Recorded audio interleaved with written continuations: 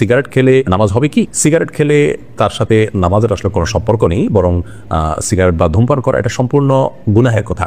আল্লাহ বলেছেন লা তুলকু বিয়াইদিকুম ইলা তাহলুকা, তোমরা নিজেদেরকে ধ্বংসের দিকে ঠেলে দিও না। বিধায় এমন কোনো কাজ করা জায়েজ, যে কাজ করলে আমরা ক্ষতির মুখে পড়বো। ধূমপান স্বাস্থ্যের জন্য ক্ষতিকর, ফাঁকাওয়াটি করা জায়েজ নয়।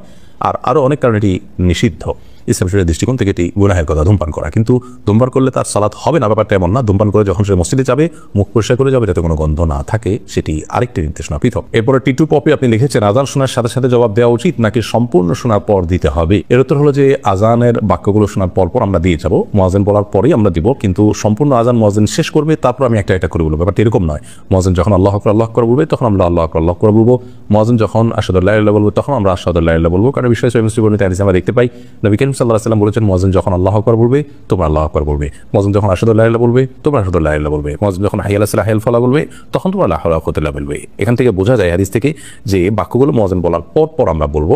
সবগুলো বাক্য বলে শেষ করেছে আজানের, তারপরে আমরা জবাব দিব বা আমরাও হুবহু বলবো, ব্যাপারটি সেরকম নয়। এরপর পাবেল আলম আপনি আইডি থেকে লিখেছেন, আমি গর্ভবতী, আমার স্বামী নামাজ পড়তে চায় না, এটার কোনো প্রভাব কি আমার সন্তানের উপরে পড়বে? আপনার সন্তানের উপর আপনার স্বামীর বেনামাজি হওয়ার কারণে কোনো প্রভাব পড়বে বলে কোরআন হাদিসের আলোকে আমাদের মনে হয় না।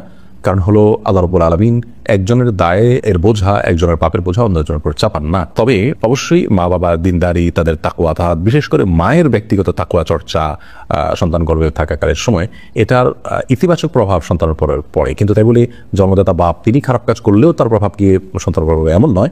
তবে তাকেও যদি সুপথে আনা যায় এবং সালাতের অভ্যস্ত করা যায়, সন্দেহাতীতভাবে একটি তাকওয়ার পরিবেশে আল্লাহর কাছে দোয়া করবেন, তিনি ভালো কিছু চাইবেন, আল্লাহ নেক বান্দা হবেন, সেই হিসেবে আল্লাহ তাআলা তাদের জন্য ভালো কিছু দিবেন, সে আশা করা যায়, সেটি আরেকটি বিষয়। কিন্তু বাবার বেনামাজি হওয়ার কারণে সন্তানের মধ্যে তার প্রভাব পড়বে, সন্তানও বেনামাজি হবে, এমনটি আবশ্যক নয়। কত খারাপ মানুষের ঘরে আল্লাহ তাআলা কত নেক মানুষ দিয়েছেন।